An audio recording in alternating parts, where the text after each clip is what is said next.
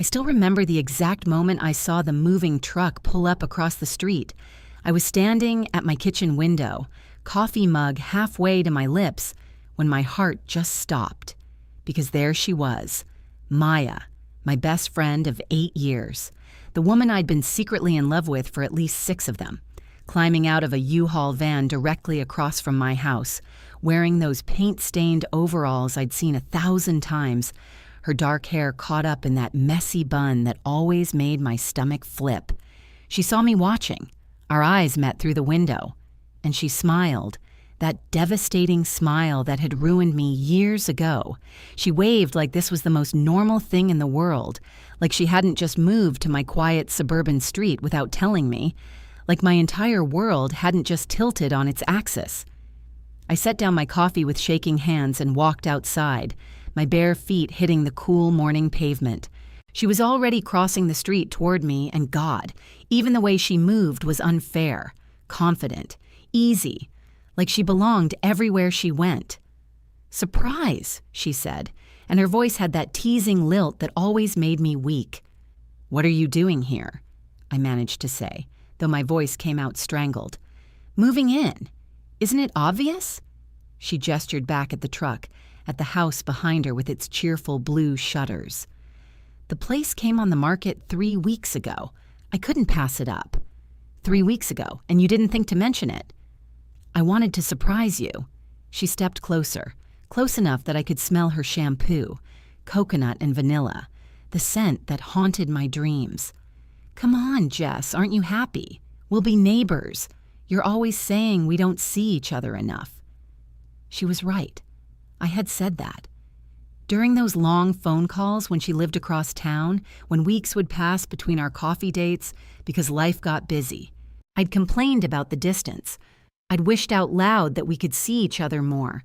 I just never imagined she'd actually do something about it. "It's just a coincidence," she added, but there was something in her eyes, something I couldn't quite read. The timing, the house, everything just fell into place. That word, coincidence, it would echo in my head for weeks. The thing about Maya is that she'd always been affectionate, even before I fell for her, even back in college when we first met in that terrible poetry class. She was the kind of person who touched easily, casual hand on my arm, head on my shoulder during movie nights, fingers playing with my hair when we talked. For years, I'd told myself it didn't mean anything. That was just Maya, warm, open, physical with everyone. But now she was across the street. And suddenly, those casual touches became constant. The first week, she came over every single day, usually in the evening after we'd both finished work. She'd knock on my door with takeout or a bottle of wine, and we'd end up on my couch, her feet tucked under her, her shoulder pressed against mine. "This is perfect," she said one night, her voice soft. We were watching some forgettable rom-com, and her hand had somehow found its way to my knee, just resting there, casual, burning through the fabric of my jeans like a brand. Having you right here. I should have done this years ago. I couldn't breathe properly. "Yeah? Mm-hmm." She turned to look at me, and we were so close, too close. Her eyes dropped to my mouth for just a second, just long enough for me to notice. "I missed you, Jess. Even when we were in the same city, it never felt like enough." My heart was hammering so hard I was sure she could hear it. "Maya." "What?" I chickened out, like I always did. "Nothing. I missed you too." She smiled and settled back against me, her head on my shoulder, her hand still on my knee, and I sat there, rigid with wanting, telling myself I was imagining things. But then there was the morning I found her on my front porch at 6 a.m., wearing running shorts and a sports bra, her skin gleaming with sweat. "Run with me," she said. "I don't run." "You do now. Come on." She grabbed my hand, literally pulled me out of my house. "I found the best trail. You'll love it."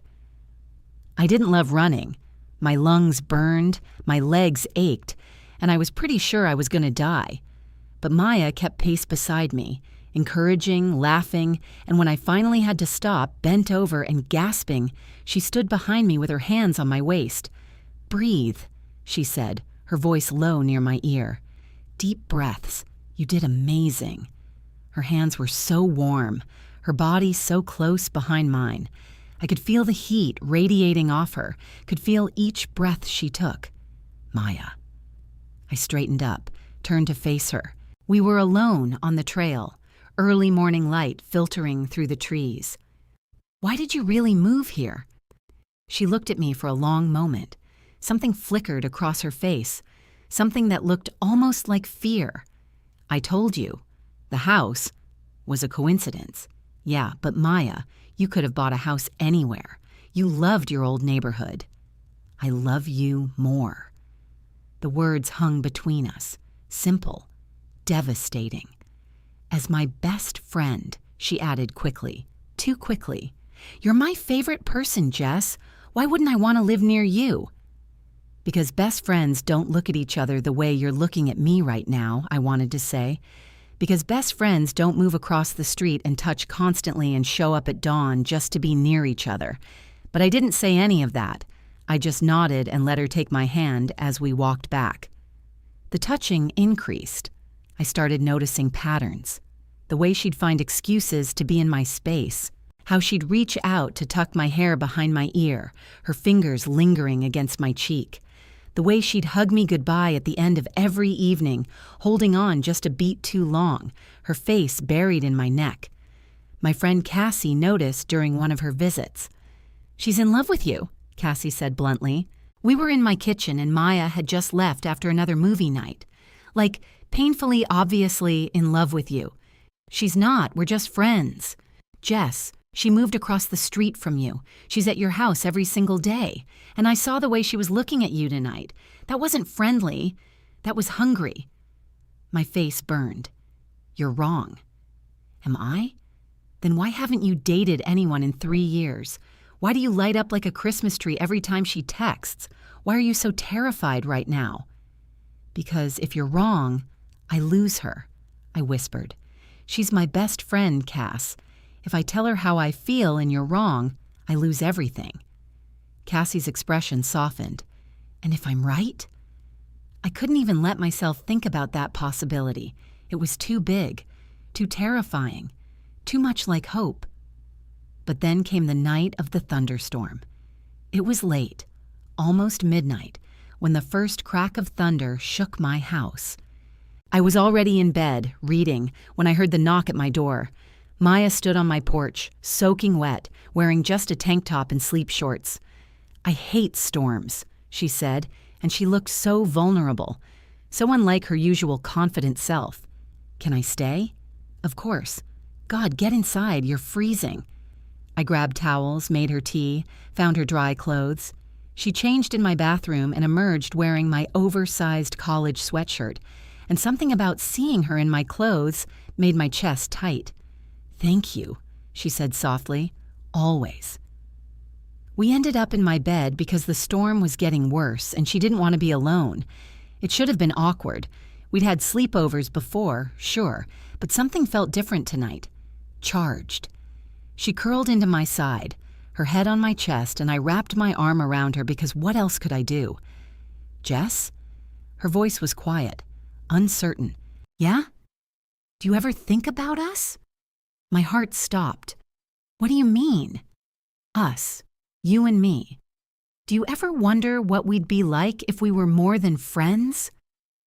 I couldn't breathe. Couldn't think. Lightning flashed outside, illuminating her face in the darkness. She was looking up at me with those eyes that had always seen right through me. Maya, because I do. She shifted, propping herself up on one elbow.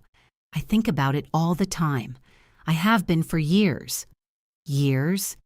Since that night at your birthday party, remember? 4 years ago. You were wearing that blue dress and you were laughing at something, and I looked at you and thought, oh no, I'm in love with my best friend. I was shaking. Why didn't you say anything? Because I was scared. Because you never seemed to see me that way, because I couldn't risk losing you. She reached out, her hand cupping my face. But then I realized I was losing you anyway, slowly, because I couldn't keep pretending. couldn't keep holding back. The house, I breathed. Moving here. That wasn't, not a coincidence, no. She laughed softly, nervously. I saw it was for sale and I just thought, maybe if I was closer. Maybe if we spent more time together. Maybe you'd finally see me the way I see you. Maya. My voice broke. I've been in love with you for 6 years. She went very still. What? 6 years. Since that stupid poetry class reunion where you showed up late and sat next to me and fell asleep on my shoulder. I've been completely, desperately in love with you. I thought I was hiding it. Thought I was being so careful. 6 years, she repeated, and then she was laughing. Actually laughing, her eyes bright with tears. We're idiots. Complete idiots. Jess. She moved closer, her face inches from mine. Can I kiss you? Please? I've wanted to for so long. I didn't answer with words. I just closed the distance between us. Her lips were soft, tentative at first, like she couldn't quite believe this was happening. But then I made a small sound, helpless, and she deepened the kiss. Her hand slid into my hair, and I pulled her closer, and it was like everything I'd been holding back for years just broke open. We kissed, like we were starving, like we'd been waiting forever for this. Her body pressed against mine, warm and perfect, and I couldn't think, couldn't do anything but feel. When we finally broke apart, both breathing hard, she rested her forehead against mine. I moved across the street because I couldn't stand being away from you anymore, she whispered. Every day that passed where I couldn't touch you, couldn't tell you how I felt, it was killing me. So I thought, maybe if I was closer, maybe if I could see you every day, build up the courage. You could have just told me. So could you. She was right. We were both guilty of the same cowardice, the same fear. No more hiding, I said. No more hiding, she agreed, and kissed me again. We stayed up all night, tangled together in my bed, talking and kissing and making up for lost time.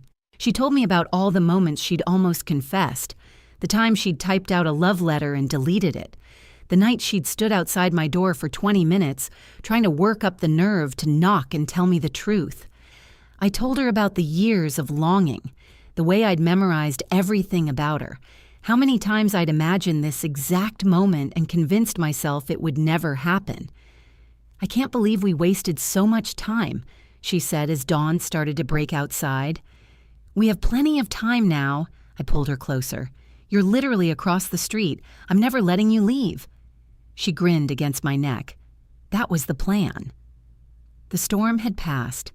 Outside, the world was washed clean and new, and in my bed, wrapped around the woman I'd loved for years, I felt the same way, like everything had been leading to this moment, this beginning.